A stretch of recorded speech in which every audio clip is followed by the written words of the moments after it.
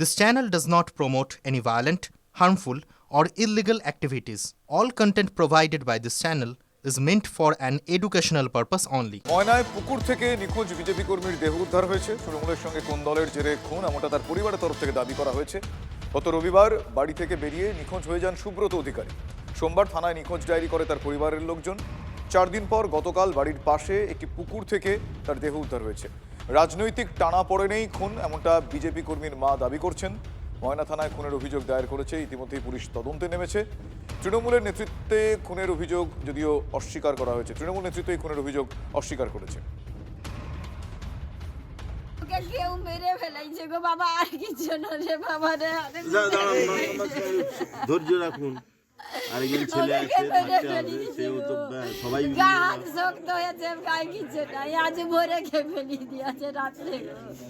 আমি ঠাকুরপতি ধুয়াইতে যাই, কোনো দিন কিছু দেখিনি। সেও আজকে না ভাসিয়া উঠে পড়ছে গো। যে 3-4 দিন থেকে জলে পড়ে থাকা বডি নয়। আর আমাদের পুলিশের কাছে একটাই প্রশ্ন, যদি এটা 3-4 দিন ধরে জলে পড়ে থাকে, তার ফোন পাওয়া যায়নি, ট্র্যাক করা যায়নি, তাহলে পুলিশ এতদিন কি ঘুমোচ্ছিল? রবিবার থেকে আমাদের নিখোঁজ একজন ছেলে, আজকে বৃহস্পতিবার, এবং তার সাথে যে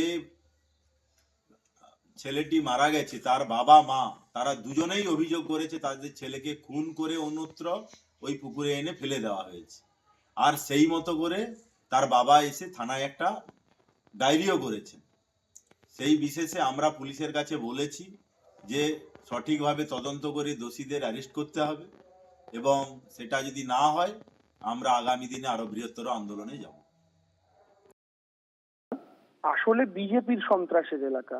আমি নির্দিষ্টভাবে ওই নির্বাচনী ক্ষেত্র থেকে যেহেতু লোকসভা নির্বাচন লড়েছি, আমি জানি গোটা ময়না বিধানসভা হচ্ছে বিজেপির সন্ত্রাসের বিচরণ ক্ষেত্র। বাগচা থেকে শুরু করে একের পর এক অঞ্চল যেখানে তৃণমূল কংগ্রেসের কর্মীরা পতাকা লাগাতে গেলে পর্যন্ত বোম মারা হয়। তো এহেন জায়গায় তৃণমূল বিজেপি কর্মীকে মেরে দিয়েছে, এই বক্তব্য স্থানীয় বিজেপি নেতারাও স্বীকার করবেন কিনা আমার জানা নেই। বীরভূমের দুবরাজপুরে তৃণমূলের গোষ্ঠীদ্বন্দ্বে দফায় দফায় সংঘর্ষ। প্রতিষ্ঠা দিবসে দলীয় পতাকা তোলাকে কেন্দ্র করে সংঘর্ষের সূত্রপাত। প্রথমে পঞ্চায়েত সদস্যকে মার, পাল্টা উপপ্রধানের ঘনিষ্ঠ এবং তার স্ত্রীকে বেধড়ক মারধর করা হয় বলে অভিযোগ। 16 জনের নামে থানায় এফআইআর করা হয়েছে। তৃণমূলের পঞ্চায়েত সদস্য সহ ইতিমধ্যেই 2 জনকে পুলিশ গ্রেফতারও করেছে। আমিও তৃণমূল করি, আমিরও তৃণমূল করি, ও তৃণমূল করে। আমি তো প্রথম থেকে তৃণমূল করি। আমি 7 রায় 7 দিন ব্যালট বক্স আগুলিছি। টিএমসিতে আমি জন্ম করেছি, নেতা যত আছে সবাই চিনে আমাকে। আমি তো কোনোদিন গা জন্ম করতে জানি। আপনাকে কেন মারধর করলো? আমাকে মারধর করলো ওই পঞ্চায়েতের থ্রু থেকে, যে আমাকে ওই ফ্ল্যাগ আমি নামিয়েছি, বেশ করেছি, অমুক করেছি, ঢ্যাক করেছি, তুই বলা কে বলিস, এই ধরনের আমাকে মারধর করলো।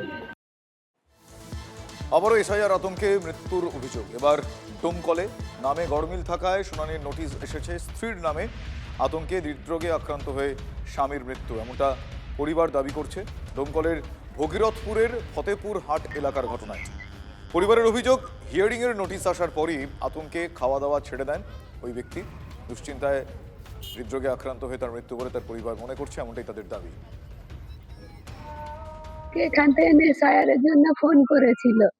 আমার হাজবেন্ড খুব টেনশন করছে যে আমাকে বাংলাদেশে নিয়ে চলে যাবে। আমাকে বারবার করে বলছে যে পাগলি গো, তোমাকে মনে হয় বাংলাদেশে নিয়ে যাবে। তা আমি তখন বলছি তুমি টেনশন করো না গো, আমাকে কোথাও নিয়ে যাবে না। আমাকে বাংলাদেশে নিয়ে যাবার কি আছে, আমাকে নিয়ে যাবে, তোমার কাছ থেকে কেউ আলাদা করবে না গো। ওনাকে বারবার করে আমি বোঝালাম। আপনার নামে নোটিশ এসেছিল? আমার নামে নোটিশ এসেছিল। হিয়ারিং এ গিয়েছিলেন? হ্যাঁ, আমি গিয়েছিলাম। ওখানে কি হয়েছে? ওখানে হিয়ারিং এ আমার শুধু সিগনেচার নিল, সাথে ছবি তুললো। তোলার পরে আমাকে আর কিছু বললো না। আমি আবার জিজ্ঞাসা করলাম যে আমাকে কি আর আসতে হবে?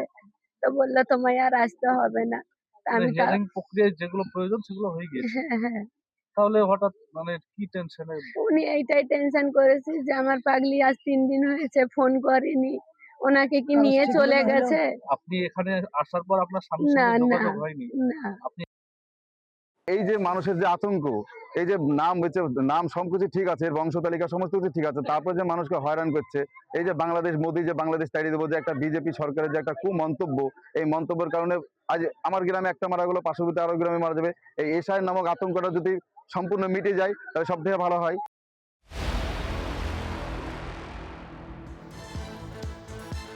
এসআইআর আতঙ্কে আত্মহত্যার অভিযোগ পূর্ব বর্ধমানে বৈকুণ্ঠপুর 2 নম্বর পঞ্চায়েতের রায়নগর এলাকার ঘটনা এটি। স্বামী ছেলের নামে নোটিশ আসেনি, হিয়ারিংয়ের নোটিশ এসেছে মহিলার নামে। রেল লাইনে ঝাঁপ দিয়ে আত্মঘাতী হয়েছেন ওই মহিলা। পরিবারের তরফ থেকে অভিযোগ করা হচ্ছে যে নোটিশ পাওয়ার পর থেকেই তিনি আতঙ্কে ভুগছিলেন। টেনশনে নাম আসে না, প্রথম ওই দিকে তো তোমার হবে না। হ্যাঁ, তা আমি বলছি আমার 2 বাচ্চাটার তো আছে, তোমার কি না হলে কী হবে, আমরা তো আছি, এবার কি তোমার এই টাকার কি পাঠাইবে নাকি বাংলায়? তারপরে এই কিস্তি এইতে আইসে লোক আইসে হিয়ারিংয়ের জন্য। হ্যাঁ, তারপর তোমার ওইতে যাইতে হইবে, অফিসে যেতে হবে। হ্যাঁ, তা আমি বলছি চুপ করে থাকো তো, আমরা তো আছি, আবার কি ওই টেনশনও ছিল। হ্যাঁ, আমি বারে বারে দাবাইছি। হ্যাঁ, তোমার এত সে চিন্তা কি? হ্যাঁ, ওই কিছু বলতো না, চুপ করে থাকতো। এই তো শুনছি কতদিন আতঙ্ক একটা ভয় পেয়েছে, এনআরসির ব্যাপারে এই ব্যাপারে একটা ভয় পেয়েছে আর কি। তো উনি প্রায়ই বলতো যে ভাই আমার তো নামটা আসে না, তো আমার কী অবস্থা হবে? আপনি কী অবস্থা হবে? আমরা যেরকম থাকবো আপনারা সেরকম থাকবেন। তো এ বাড়িতে যাইতো, ও বাড়িতে যাইতো, উনি ঠাকুর ভক্ত ছিল। বলতে ভাই তোদের সবাই আসছে, আমার আসে না, আমার তো এখানে থাকা হবে না, তো জীবন রাখবো না, এইটাই শুধু বলেছে, এছাড়া কিছু আর উনি বলেন নাই। ঠিক একজন লাখ সুসাইড করছে ট্রেনে। তাহলে সুসাইড করলে কে?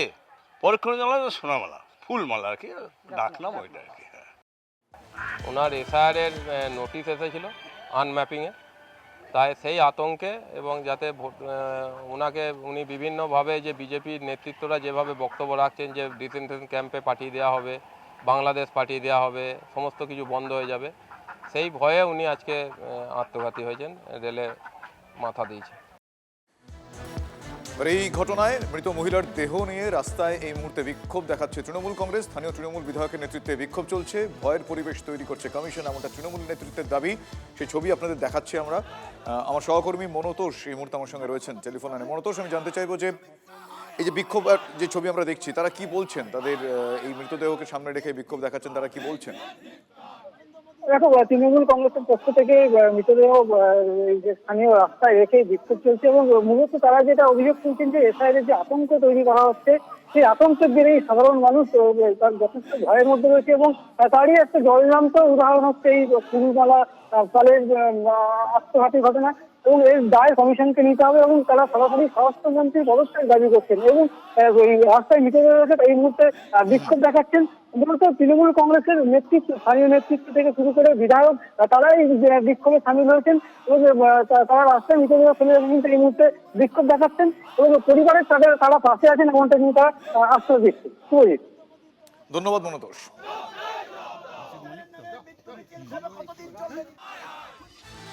আরো একটা অত্যন্ত গুরুত্বপূর্ণ আপডেট, বয়স্কদের আর কোনোভাবেই শুনানি কেন্দ্রে হাজিরা নয়। হিয়ারিং দুর্ভোগ কাটাতে আরো কড়া নির্বাচন কমিশন। অসুস্থ, বয়স্ক, বিশেষভাবে সক্ষম কাউকে শুনানি কেন্দ্রে দেখা গেলে এবার শাস্তির কোপে পড়বেন বিএলও। সুপারভাইজারের কাছেও চাওয়া হবে জবাবদিহি।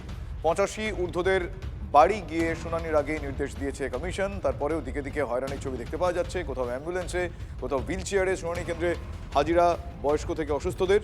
কমিশনের তরফ থেকে নির্দেশ এসেছে, বয়স্ক এমন কাউকে শুনানির নোটিশ পাঠানো হলে আগেই তাদের সঙ্গে যোগাযোগ করতে হবে। বিষয়টি খেয়াল রাখতে হবে বিএলও, ইআরও এবং এইআরওদের।